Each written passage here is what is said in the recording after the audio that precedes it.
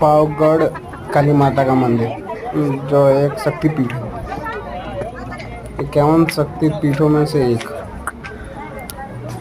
और यहाँ पे समथिंग 2000 सीढ़ियाँ है, चढ़ के जाने में मज़ा बहुत है भाई।